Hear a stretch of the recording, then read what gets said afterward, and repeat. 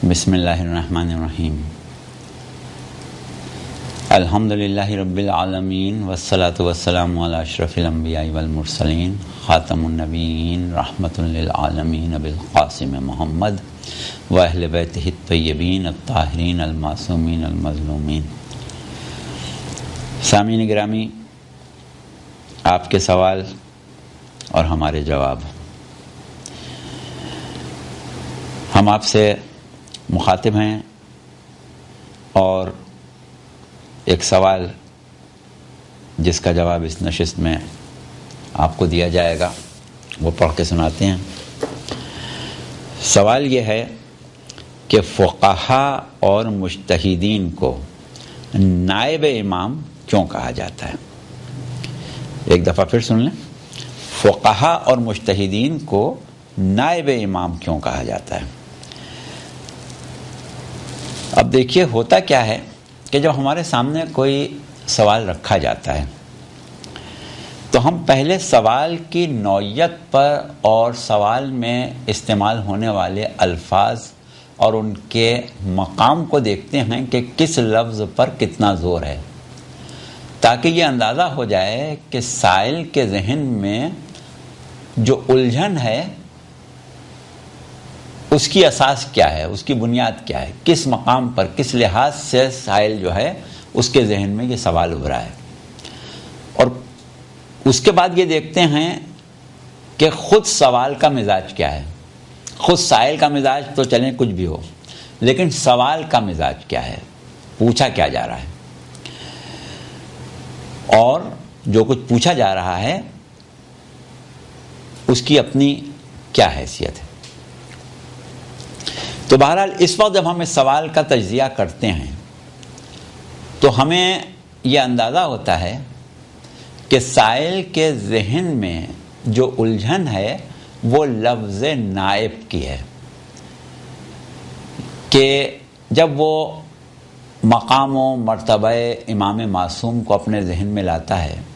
اور سوچتا ہے کہ یہ حجت خدا ہیں، یہ نفس رسول ہیں، یہ معصوم ہیں، یہ تکوینی ولایت بھی رکھتے ہیں، یہ تشریعی ولایت بھی رکھتے ہیں، یہ زمین پر اللہ کی حجت ہیں، تو ان تمام چیزوں کو، ان مقامات کو ذہن میں رکھنے کے بعد وہ یہ سوچتا ہے کہ معاشرے کا ایک عام آدمی جو بالکل ہمارا جیسا ہے، اس نے کچھ عرصے حوزہ علمیہ میں کچھ علوم حاصل کر لیے، تو اب وہ امام کا نائب ہو جائے، لے جا کے ہم اس کو امام کی ذات سے ملا دیں، یہ ذرا سا گراں گزرتا ہے، یہ ذہن کے اوپر ذرا بھاری ہو جاتا ہے۔ اس وجہ سے یہ سوال پیدا کیا گیا، یا یہ سوال ذہنوں میں ابھرا۔ اب دیکھیے، اس سوال کو اگر ہم عمومی سطح پر لے جائیں تو جواب کچھ اور ہو جائے، خصوصی سطح پر لے جائیں تو جواب کچھ اور ہو جائے، لیکن ہم اپنے ذہن میں کسی اور ہی امر کی طرف مواد کو اور زاویے کو موڑنے کا ارادہ کیے ہوئے ہیں۔ دیکھیے، مجتہد کا یا فقیہ کا نائب امام ہونا یا نائب امام کہا جانا، جب فقہا کے ساتھ نائب امام کی بات آتی ہے تو عام طور پر مومنین کے ذہن میں دو بنیادی مسئلے آتے ہیں، ایک مسئلہ تقلید کا اور ایک تصور ولایت فقیہ کا۔ یہ وہ دو چیزیں ہیں کہ جن کی بنیاد پر علماء اور فقہا کو نائب امام کہنا یا ان کے لیے اس اصطلاح کا درست ہونا بہت زیادہ بیان کیا جا چکا ہے۔ ہم نے بھی تقلید کے موضوع پر بہت بات کی ہے اور اس میں مجتہد کا ایک زاویے سے امام کی نیابت کے مقام کی طرف اشارہ یقیناً کیا گیا ہے، اور ہمارے بہت سے علماء وقتاً فوقتاً تقلید کے اوپر بڑی سیر حاصل گفتگو کرتے رہے ہیں، جو تقریر اور تحریر دونوں میں ہمارے سامنے موجود ہے۔ اس کے علاوہ ولایت فقیہ کا جو موضوع ہے اس پر بھی ہمارے معزز علماء نے بات کی ہے۔ ہم نے یہ دیکھا کہ سوال کرنے والا جو یہ بات کہہ رہا ہے کہ نائب امام مجتہد اور فقیہ کو کیوں کہیں، جس کی وجہ ابھی ہم نے بیان کی کہ ایک طرف وہ مقام امامت مطلقہ عصمت مطلقہ اور مقام امام معصوم کو دیکھتا ہے، اور دوسری طرف اس شخص کو دیکھتا ہے جس میں اور خود اس میں یہ فرق ہے کہ اس نے حوزہ علمیہ میں پڑھا ہے، اس کے علاوہ اس کی نظر میں کوئی فرق نہیں ہے۔ تو اب ہم نے یہ طے کیا کہ مسئلہ تقلید پر مواد موجود ہے، خود ہمارا بھی اور لوگوں کا بھی۔ مسئلہ ولایت فقیہ پر گفتگو ہمارے ہاں عام رواج ہے، لیکن ہم ایک ایسے زاویے سے لفظ نائب کی طرف توجہ دلائیں کہ سوال کرنے والا خواہ تقلید کی اہمیت اور تقلید کی کسی بھی شخص سے آگاہ ہو یا نہ ہو،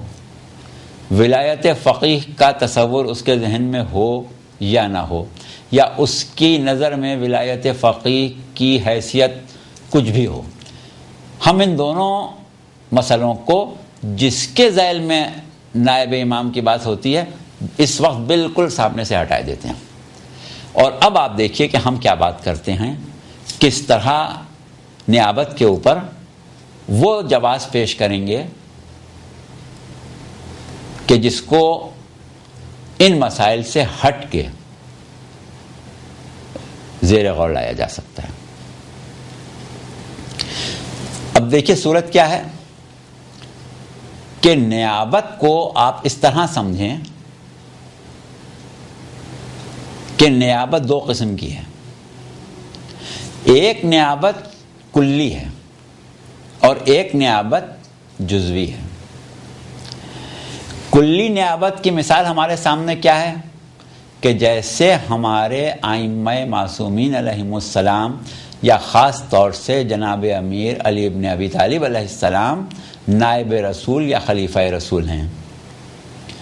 وہ مقام وہ ہے جہاں یکسانیت، جہاں مقام و مرتبے کی ایک خاص نسبت،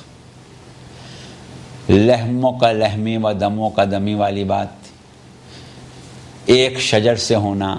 ایک نور سے ہونا، منزل اطاعت پر اطیعوا الرسول و اولی الامر منکم میں ایک لفظ اطیعوا میں رسول اور امام کا آ جانا، اور اس طرح کے 50 مثالیں ہیں، یہ تو ہم خالی 2-3 مثالیں دے رہے ہیں۔ یعنی وہ مقام کے جس کو ہم نفس رسول ہونا کہتے ہیں،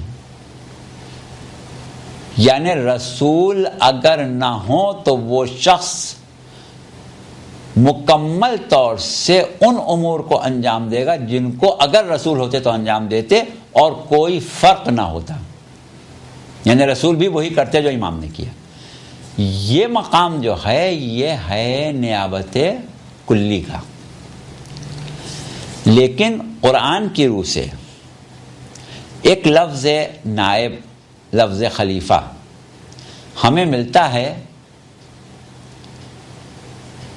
جہاں یہ صورت نہیں ہے جو ہمارے آپ کے ذہن میں خلافت علی ابن ابی طالب کی یا نیابت معصومین علیہم السلام کی بنسبت پیغمبر اسلام صلی اللہ علیہ وسلم ہے۔ وہ کیا ہے؟ جس وقت پروردگار عالم نے ارادہ تخلیق جناب آدم کیا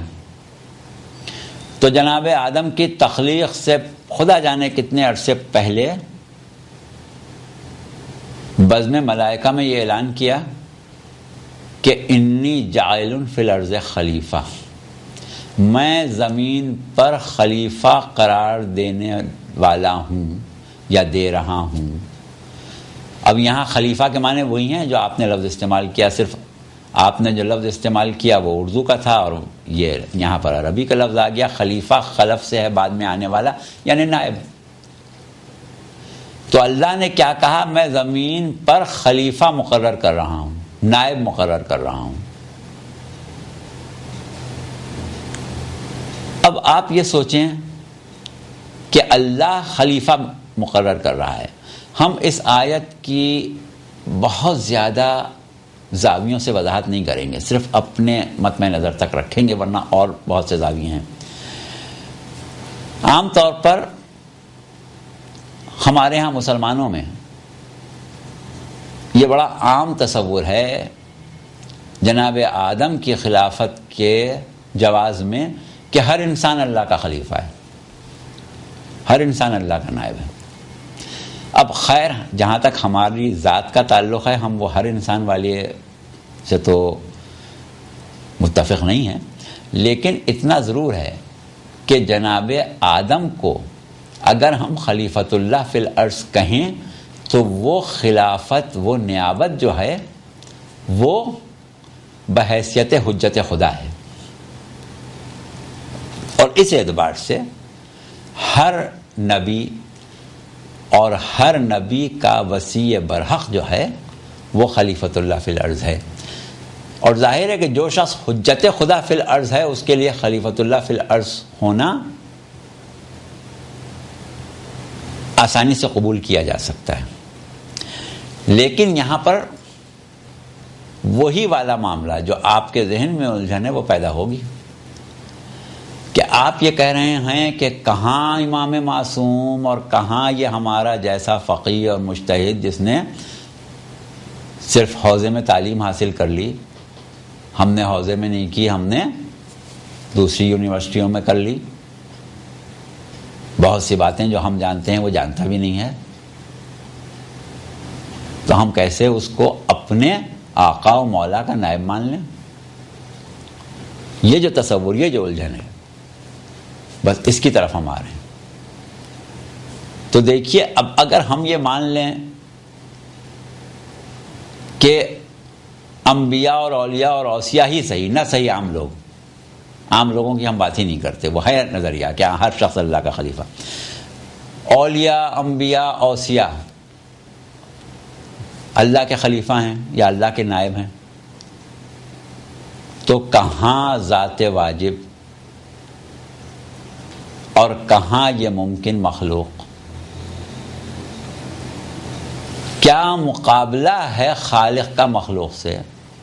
خواہ وہ مخلوق کتنے ہی اعلیٰ اور عرفہ درجے کی کیوں نہ ہو؟ بہرحال خالق خالق ہے، مخلوق مخلوق ہے۔ تو اللہ کی نیابت، ذات واجب کی نیابت یہ ممکن مخلوق کیسے کر سکتی ہے؟ یہ سوال نہیں پیدا ہوگا پھر، کہاں اللہ کہاں یہ؟ دوسری چیز کیا ہے کہ ایک سوال یہ پیدا ہوگا کہ بھائی اللہ خود کہاں جا رہا ہے جو اس کی نیابت کی ضرورت پیش آ گئی؟ اگر اللہ کہیں کائنات چھوڑ کے جا رہا ہو تو پھر اس کی نیابت کی ضرورت ہے، وہ کہاں جا رہا ہے؟ تو دیکھیے اس سلسلے میں ہم بہت ہی اختصار کے ساتھ،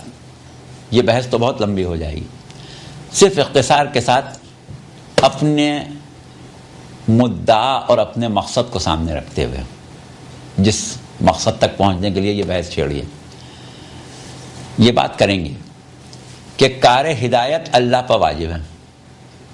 اور اللہ پر واجب ہونے کا مطلب یہ نہیں ہوتا کہ کسی اور نے اللہ پر واجب کر دیا وہ اس کی عدالت ہے، وہ بھی ایک الگ بحث ہے۔ صرف اس وقت آپ یہ سمجھیں کہ اللہ کا کام ہے کہ اللہ بندوں کی ہدایت کرے۔ اب اللہ کے لیے یہ تو ممکن ہے کہ وہ بندوں کو ہدایت تکوینی کرے جیسا کہ ہر مخلوق کو کرتا ہے.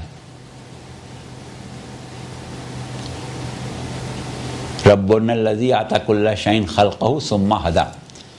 یہ جناب ہارون اور جناب موسیٰ نے رب کا تعارف دربار فرعون میں کراتے ہوئے یہ کہا تھا کہ ہمارا رب وہ ہے، ہم دونوں کا رب وہ ہے جس نے ہر شے کو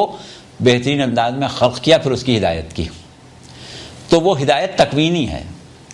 لیکن جہاں تک تشریعی ہدایت کا تعلق ہے، دو بدو کوئی ہدایت کرنا، وہ تو اللہ نہیں کر سکتا. اللہ نہیں کر سکتا کا مطلب یہ نہیں کہ معاذ اللہ کی قدرت یا اس کی ذات میں نقص ہے، بلکہ بندہ یا مخلوق جو ہے وہ اس بات کی استعداد نہیں رکھتی کہ اللہ براہ راست اس سے مخاطب ہو کے بات کرے. تو کیا ہوا کہ اس مجبوری کے پیش نظر ضرورت اس بات کی پیش آئی کہ اللہ اپنی طرف سے ہادیوں کا انتخاب کرے، اور وہ ہادی اپنی کسی لالچ میں یا اپنے کسی مفاد میں لوگوں کی ہدایت نہ کریں، بلکہ اللہ کے کام کو یا اللہ کی طرف سے کی جانے والی ہدایت کو اس کے ایما پر جاری و ساری کریں. یعنی ہدایت تو اللہ کرے، بظاہر نبی کرے. یعنی بظاہر نبی اپنے جیسے انسانوں کو یا اپنے معاشرے کے انسانوں کو، اپنے جیسے کا مطلب یہاں پر آپ کچھ اور نہیں لیجیے گا، اپنے جیسے کا لفظ ہم نے اس لیے استعمال کیا کہ خالق جو ہے وہ بہرحال خالق ہے اور نبی مخلوق ہے، اور یہ بھی مخلوق ہے. اور جو کام ہدایت تشریعی کا اللہ نہیں کرتا وہ نبی کر سکتا ہے، یہ مطلب ہے. تو نبی ہدایت تو کر رہا ہے لیکن وہ اللہ کے ایما پر کر رہا ہے، یعنی یہ ہدایت اللہ کی طرف سے ہو رہی ہے. تو اس امر ہدایت میں نبی یا وسیع اللہ کی نیابت کر رہا ہے. تو یہ اللہ کی نیابت وہ نیابت کی وہ قسم ہے جسے ہم نیابت جزوی کہہ رہے ہیں. تو جب آپ اس بات کو تسلیم کر لیں کہ خالق اور ذات واجب کی جزوی نیابت مخلوق کر سکتی ہے، جبکہ مخلوق میں اور خالق میں جو فرق ہے اس کو تو الفاظ میں بیان بھی نہیں کیا جا سکتا. تو اب ایسے موقع پر جب آپ یہ مان رہے ہیں کہ مخلوق خالق کی نائب ہو سکتی ہے تو عالم امام کا نائب نہ ہو، اس میں کیا الجھن؟ اب دیکھیے، ہم نے کوئی حساس مسئلہ نہیں چھیڑا ہے، نہ تقلید کی بات کی ہے نہ ولایت فقیہ کی بات کی ہے، لیکن لفظ نائب پر آپ زور دے رہے تھے، لہذا ہم لفظ نائب پر ہی بحث کر رہے ہیں. ٹھیک ہے، ہم کب کہتے ہیں کہ مجتہد یا فقیہ اس طرح امام کا خلیفہ ہے جیسے امیر المومنین علیہ السلام رسول اللہ کے خلیفہ ہیں؟ یہ تو نہیں کہتے. لیکن اب اس نیابت جزوی میں بھی درجات ہیں، یا یہ سمجھیں کہ اس کا دائرہ کار جو ہے اس میں وسعت بھی ہو سکتی ہے. جتنی وسعت ہوگی اتنی نیابت میں شدت پیدا ہوتی جائے گی. اب دیکھیے، ایک شخص ہے وہ فقیہ ہے اور بہت ہی اعلیٰ درجے کا فقیہ ہے، عالم ہے، اپنے زمانے کا بہترین فقیہ بھی ہے، اور ظاہر ہے اجتہاد کی صلاحیت بھی رکھتا ہے. اس کے بعد مثلا وہ، یا ابھی فی الحال یہاں تک بھی رکھیں تو اس کے اندر وہ مفاہیم تعلیم احکامات دین کہ اگر امام سامنے ہوتے تو ان سے پوچھ لیے جاتے، اگر بے عین ہی وہی مفاہیم وہ بیان کرنے کی صلاحیت رکھتا ہے. جیسے آپ کو وہ مشہور واقعہ یاد ہے ابو بصیر کا، کہ جنہوں نے ایک شخص کو کوفے میں طلاق کا مسئلہ بتایا تھا، اور اس کو استدلال ابو بصیر کا اتنا پسند آیا تھا کہ اس نے پوچھا تھا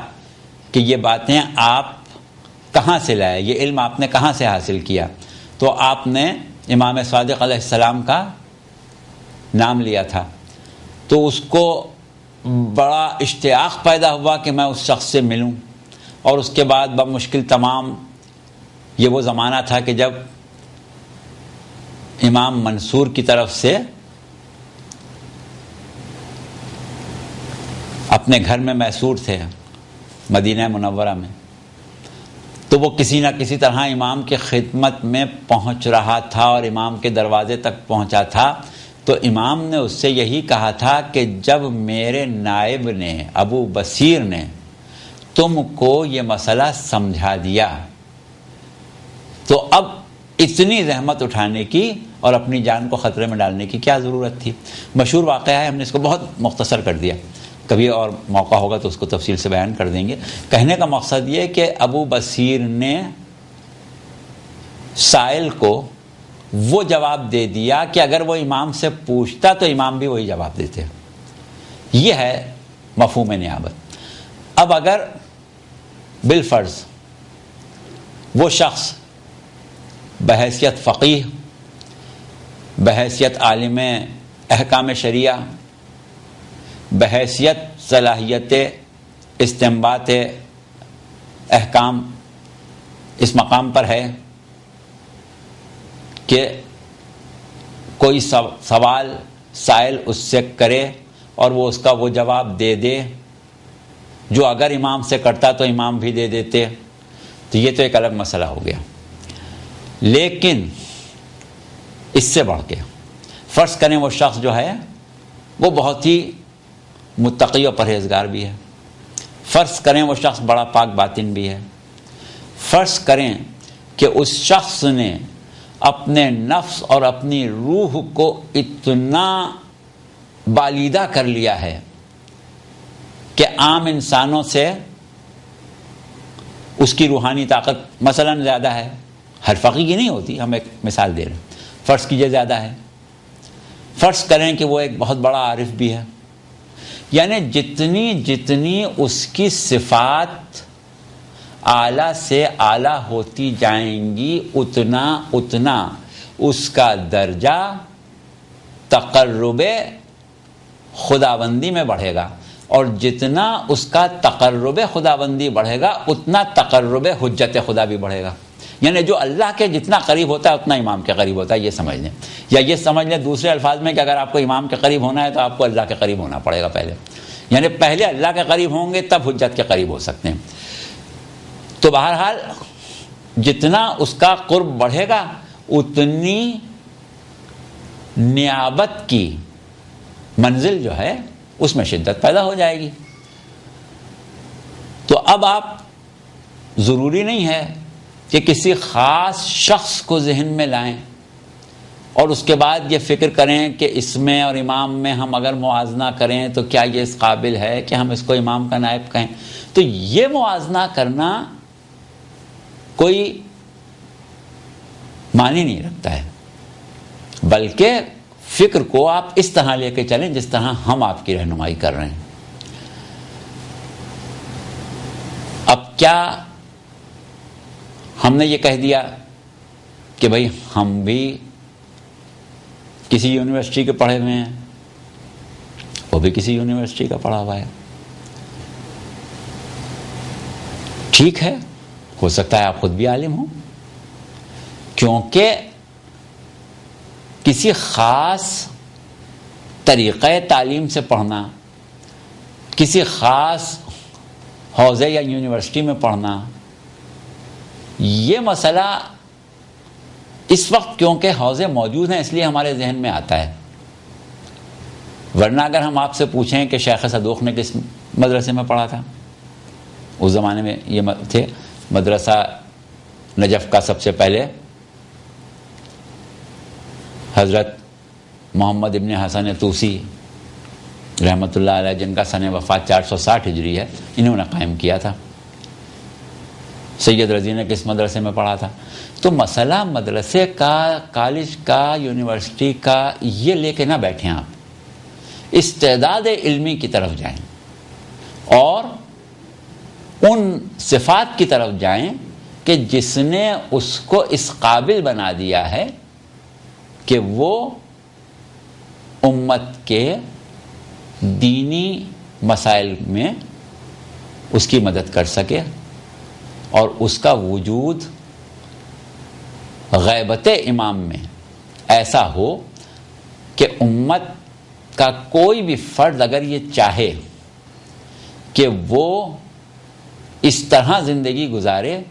کہ عین رضا الہی کے مطابق اس کی زندگی ہو، تو اس کو جتنا علم دین کہیں نہ کہیں سے وقتاً فوقتاً درکار ہوتا رہے گا، ایسی کچھ ہستیوں کا وجود عالم اسلام میں ضروری ہے کہ جو اس کمی کو اس انداز میں پورا کرتے رہیں۔ یہی وہ زاویہ ہے کہ جس کی روح سے لفظ نائب استعمال کیا جا رہا ہے۔ اب دیکھیے خود عالم دین کی بارگاہ خدا بندی میں کیا حیثیت ہے۔ سورہ فاتر میں پروردگار عالم نے ارشاد فرمایا کہ انما یخشی اللہ من عبادہ علماء، اللہ کے بندوں میں صرف علماء ہی اس سے خوف رکھتے ہیں، یعنی جو علماء نہیں ہیں وہ اللہ کا خوف نہیں رکھتے۔ اب یہاں ممکن ہے آپ کہیں کہ یہ کیا بات آپ کر رہے ہیں، ہم نے تو ایسے بہت سے عالم دیکھے جو خوف خدا نہیں رکھتے۔ تو اس کا جواب یہ ہے کہ آپ یہ نہ دیکھا کریں کہ عالم خوف خدا رکھتا ہے یا نہیں، یہ دیکھا کریں کہ خوف خدا رکھتا کون ہے، جو خوف خدا رکھے اس کو آپ عالم سمجھ لیں۔ یا فرمان رسول کہ مداد العلماء افضل من دماء الشہداء، عالم کے روشنائی، عالم کے قلم کی روشنائی شہداء کے خون سے بہتر ہے۔ یا آپ سب یہ جانتے ہیں کہ عالم کی صحبت میں بیٹھنا عبادت، عالم کے چہرے پر نظر کرنا عبادت، بلکہ احادیث میں یہاں تک مل جاتا ہے کہ ایک عابد و زاہد جس نے اپنی پوری زندگی زہد و تقوی اور عبادت و تسبیح و تحلیل میں گزاری ہو، روز محشر پروردگار عالم اس کو جنت میں بھیج دے گا۔ لیکن اگر ایک عالم پہنچے گا، جب ایک عالم پہنچے گا تو پروردگار اس کو اکیلا جنت میں نہیں بھیجے گا، بلکہ اس سے یہ کہے گا کہ تم بھی جنت میں جاؤ اور تم نے اپنی سعی اور اپنی کوشش سے جن لوگوں کو جنت کے قابل بنایا ہے ان کی شفاعت میں تم سے قبول کروں گا، تم ان کی شفاعت کرو۔ تو اب دیکھیے عالم اگر حقیقت میں عالم ہے تو محشر میں شفاعت بھی کر سکتا ہے۔ تو اتنی صفات عالم کی ہیں، لیکن ان میں شدت وقت، موقع اور اس کی صلاحیتوں اور اس کی صفات کے دائرہ کار کی وسعت یا شدت میں بڑھتی جاتی ہے۔ بہرحال اس وقت یہ سوال جس پیرائے میں کیا گیا تھا اس میں نیابت پر زیادہ زور تھا، اور ہم مصلحتاً نہیں چاہتے تھے کہ کوئی حساس مسئلہ چھیڑیں، اس لیے ہم نے صرف لفظ نائب کو سامنے رکھ کے اتنی گفتگو کر لی، اور فی الوقت ہم سمجھتے ہیں کہ اتنی گفتگو کرنے کے بعد سائل کے لیے اس سوال کے جواب کو خود اپنے ذہن میں مرتب کرنا بھی مشکل نہیں ہوگا۔ والسلام ورحمۃ اللہ وبرکاتہ۔